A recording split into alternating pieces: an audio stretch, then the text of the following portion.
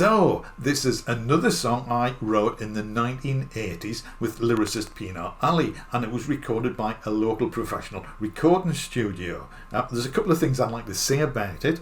The first is obviously the title, Love is a Game. This intrigued me. You might think love is a game. Isn't that a bit cynical? Well, I don't know. Everything's a game. Love is a game, work is a game, money is a game, life is a game. The one who dies with the most money wins. Okay, that's enough philosophy for one video, but I obviously like the idea, and so I wrote the music to it.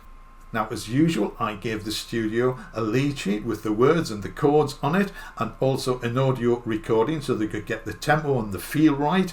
And from the archives, I have the original lyrics and my scribble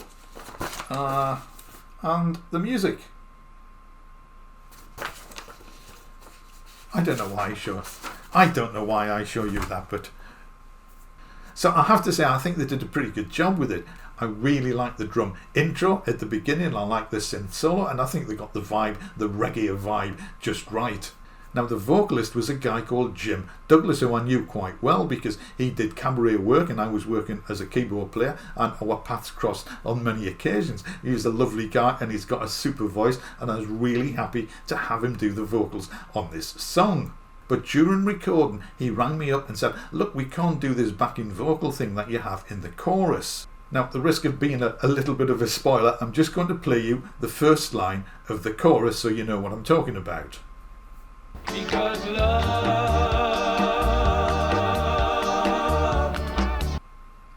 Now, the query was over the word love, which Jim is singing and holding the note for quite a long time. Now, in the original, I had the backing vocals go in a descending pattern, something like dum dum dum dum dum dum dum. They weren't singing dumb, they were singing love. Now you know why I don't sing. But they were singing, the backing vocals were intended to sing this descending pattern over the word love. And Jim rang me up and said, we can't do it. Now, I can't remember exactly why they said they couldn't do it. Maybe the harmonies clashed or something. I didn't hear clashing harmonies in my head when I wrote it. But anyway, you can hear what they did. They added a backing vocal underneath the word love, which is sort of okay. But whenever I hear this, I can't help but hear in the back of my mind that a backing vocal doing this descending music line over the word love. Otherwise, I can't help but think that it's a big long note with not much happening in it. Now, this might sound a little bit picky, and if I hadn't have mentioned it, you may not have thought anything of that music line. However, this is what music arranging and composition is about. You get an idea and you try to put that into practice. So I keep hearing this in the song when I listen to the chorus. So that's the first thing I wanted to say. The second thing concerns the lyrics, or at least the last verse. Now, I can't remember if Pinar wrote a third verse, and this is my rewriting of it, or if she didn't write a third verse, if this was entirely my own work, or my own fault, shall I say. And I mention it because I played this song to a friend, and he listened to it and he was nodding and getting into the groove, which was great. And at the end he said, that doesn't make any sense.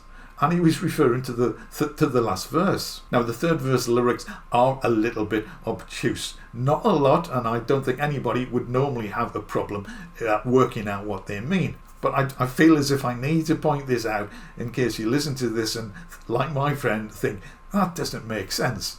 Now, I have to say, as a little bit of a background perhaps, that I love allegory and metaphor in lyrics. And one of the songs which I thought had some of the best lyrics at the time was MacArthur Park. This was written by Jim Webb and sung by Richard Harris, who is not a singer, but his interpretation of this song I just think is absolutely masterful, and it's what I would call a big production number. It lasts for 7.5 minutes, and this is at a time when most pop songs were 2.5 to 3 minutes long. There are entire threads on forums discussing the lyrics and what they actually mean. Now, I never had a problem with the lyrics. I can't say I totally 100% understand every single line, but I understand, or I got the gist of most of it. I knew what he was talking about and I knew what he meant. But the fact that the composer Jim Webb didn't come out and say exactly what he meant, but rather alluded to it, I just thought that was really great. I thought it was cool.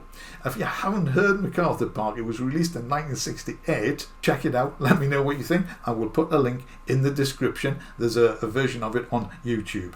Anyway, that is just by way of an example of the sort of lyrics which I find interesting. Now, I wasn't in any way trying to do MacArthur Park on this. It's only one verse and the lyrics are nowhere near as deep as the ones in MacArthur Park. But if anyone thinks I'm being a little bit obtuse, then I apologise for that, but I do hope that you get the gist of the message. So essentially that's it. Basically, I think the studio did a pretty good job for a demo tape with this song, and I'm quite happy with it.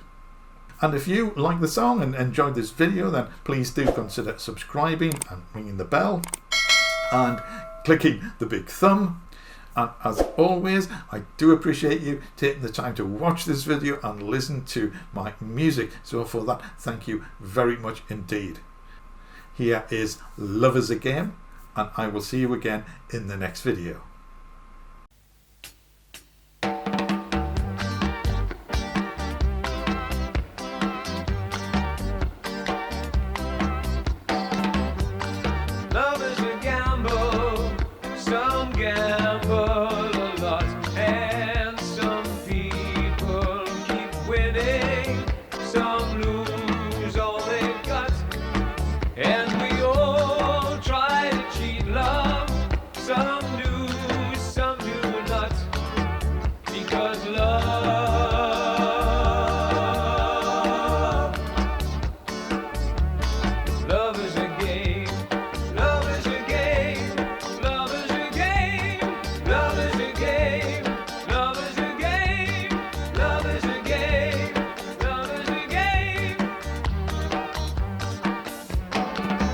You can start way up or you can start way down.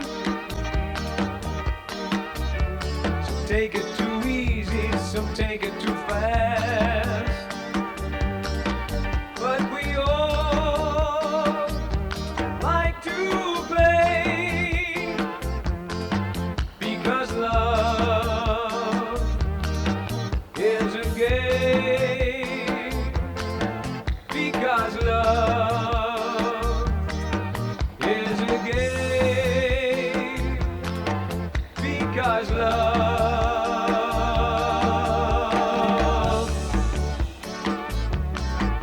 is a game.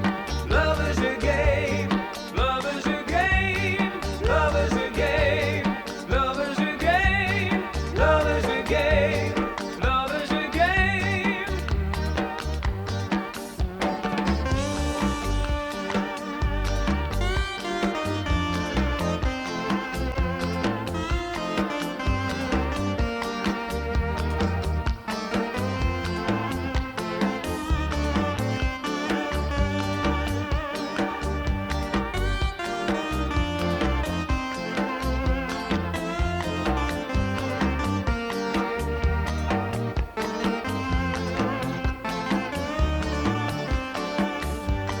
Love is a number, the warmest you felt, and the thrills that you're feeling are what you've been dealt.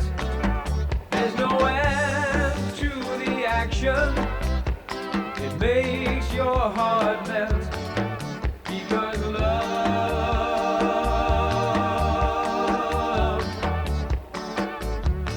love is a game. Love is a game. Love is a game. Love is a game. Love is a game. Love is a game. Love is a game. You can start way up or you can start way down. Some take it too easy, some take it too fast. But we all like to play, because love is a game. Because love is a game. Because love